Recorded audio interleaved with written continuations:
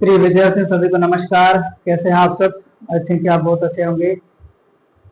जल्दी से जल्दी जुड़ जाइए, क्लास को ज्यादा से ज्यादा शेयर करें। हम पढ़ रहे थे कक्षा 9 की मैथ, और कक्षा 9 की मैथ्स के अंतर्गत जो पहला चैप्टर था हमारा अध्याय नंबर 1 संख्या पद्धति। कौन सा अध्याय? नंबर 1 संख्या पद्धति। ठीक है, संख्या पद्धति में हमने प्रश्नावली 1.4, कौन सी प्रश्नावली? प्रश्नावली 1.4, यानी ये हमने काफी हद तक पढ़ ली थी। इसके 3 क्वेश्चन कर लिए थे। आज हम करेंगे चौथा क्वेश्चन और 5वां क्वेश्चन। ठीक है, जो चौथा क्वेश्चन है हमारा, वो चौथा क्वेश्चन प्यारे विद्यार्थियों, उसमें एक ग्राफिकल डायग्राम बनेगा। ग्राफिकल डायग्राम किस प्रकार बनेगा, उसकी रचना भी हमें करनी है। ठीक है, जैसा हम बना रहे हैं उसको उसी भाषा में लिखेंगे तो वो हमारी क्या हो जाएगी? रचना हो जाएगी। ठीक है, ये कह रहा है कि संख्या रेखा पर √9.3 को निरूपित कीजिए। क्वेश्चन नंबर 4 कह रहा है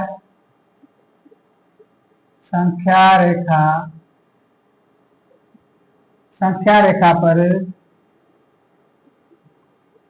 √9.3 को निरूपित कीजिए। को क्या करना है? निरूपित करना। निरूपित का मतलब अंकित करना है। ठीक है, निरूपित कीजिए, यानी ये चीजें दे रखी है और इस तो क्या करना है? संख्या रेखा पर एक रेखा खींच करके अपने मन से कोई भी एक्स वाई जेड या ए बी, ठीक है, एक्स वाई या ए बी कोई भी कुछ भी नॉमिनेट कर दो, उसको उस संख्या रेखा पर इस रूट को निरूपित करना है। ठीक है, तो सबसे पहले हम लिखेंगे प्यारे विद्यार्थी, क्या लिखेंगे? हल। ठीक है, अब जो √9 है, √9 या √9 जो 3 है, √9 3 का जब हम हल इसका ढूंढेंगे प्यारे विद्यार्थियों, क्या ढूंढेंगे? इसका जब हम हल ढूंढेंगे तो बराबर हो जाएगा रूट का 9 का हो जाएगा 3 और इसका हो जाएगा 0.5। ठीक है, ये इसका क्या हो जाएगा? हल हो जाएगा।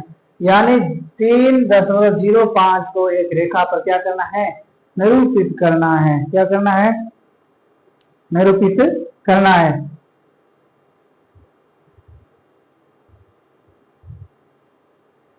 अब संख्या रेखा पर निरूपित करने के लिए सबसे पहले क्या करेंगे? सबसे पहले हम करेंगे प्यारे विद्यार्थियों,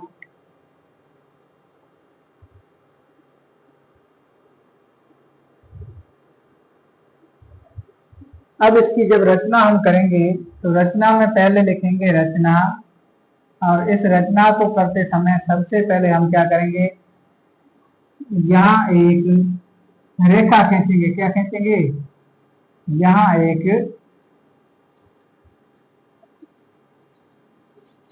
रेखा खींचेंगे। ठीक है, और इस रेखा का नाम है, वो हम देंगे प्यारे विद्यार्थी क्या?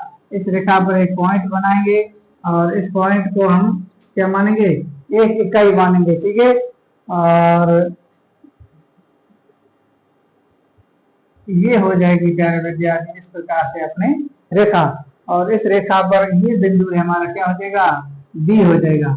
तो ये ए हो जाएगा और ये हो जाएगा हमारा पी और ये हो जाएगा ओ, यानी ओ पी ए बी। ठीक है, या हम कह सकते हैं ओ बी एक क्या है? रेखाखंड है। क्या है? रेखाखंड है। तो जो करते हैं वही हमें क्या करना है? रचना करनी है। ठीक है, अब हम लिखेंगे सबसे पहले सर्वप्रथम ओ बी एक रेखाखंड खींचा। जो कर रहे हैं वही लिखना है, अपने मन से कुछ नहीं लिखना। ठीक है, सबसे पहले ओ बी एक क्या है? रेखाखंड खींचा। क्या खींचा? रेखाखंड खींचा।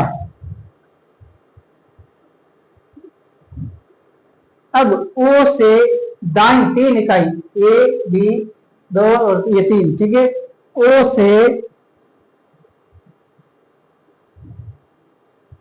अब संख्या रेखा पर ओ से दाईं तरफ 3 इकाई लेकर बिंदु ए लेते हैं। ठीक है, यानी ये ओ है,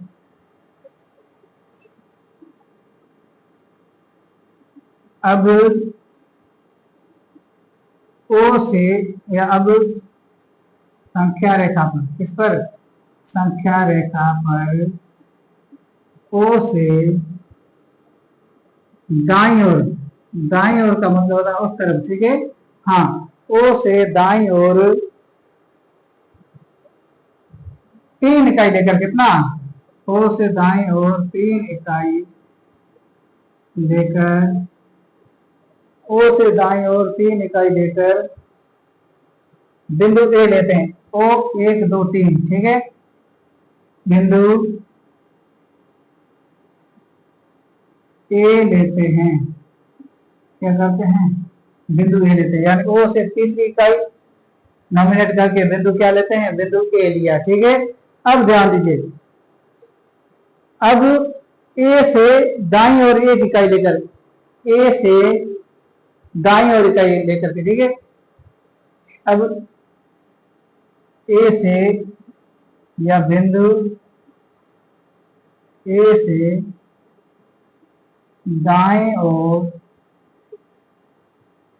1 इकाई लेकर, यानी ए से दाएं ओर 1 इकाई लेकर के क्या करना है, बिंदु बी लेते हैं, क्या करते हैं,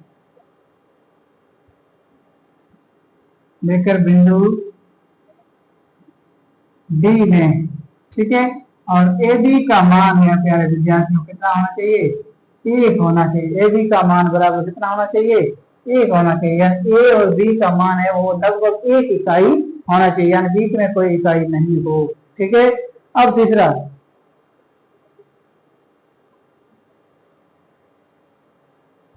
बी से, अब बी से बाईं ओर, अब बी से कहा, बाईं ओर, बी से बाईं ओर, बी से बाईं ओर 0.3 इकाई लेकर, बिंदु कौन सा लेते हैं, बिंदु पी लेते हैं, क्या लेते हैं, इकाई लेकर बिंदु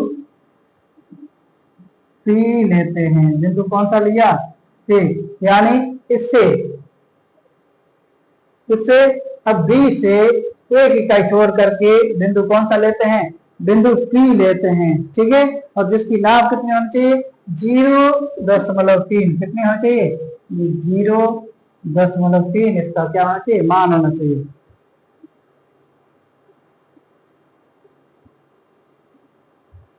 यानी ए और पी, ए पी की जो लंबाई है प्यारे विद्यार्थियों, वो ए और पी की लंबाई है वो बराबर है 3.05 माइनस 2.0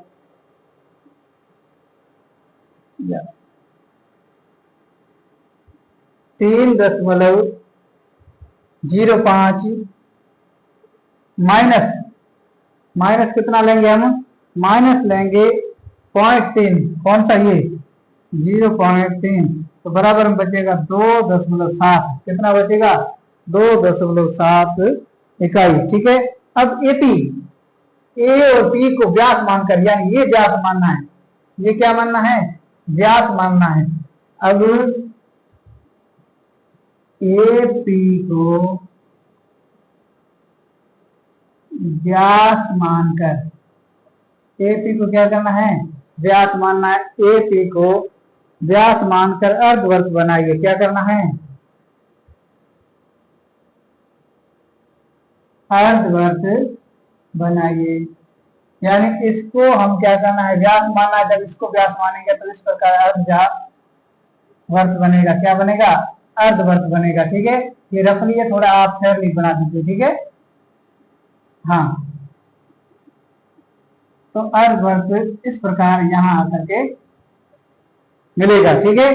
यानी ए पी को व्यास माना है, ए पी को व्यास मानोगे तो इस प्रकार से ये आएगी व्यास इसकी, हाँ ये एक रेखा हो जाएगी, यानी ए पी को व्यास मान करके अर्धवर्त बनाइए, बी पर ए पी के लंबवत खींचिए, और बी पर क्या करना है, ए पी के, यानी इस बी पर ए पी के लंबवत एक रेखा खींचनी है, बी पर ये बी रेखा है, इस पर एपी के लंबवत एक रेखा खींचिए जो अर्धवर्त को बिंदु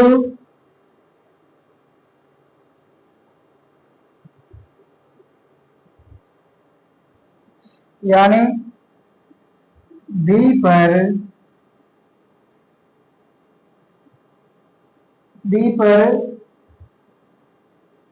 ए बी के लंबवत रेखा खींचिए।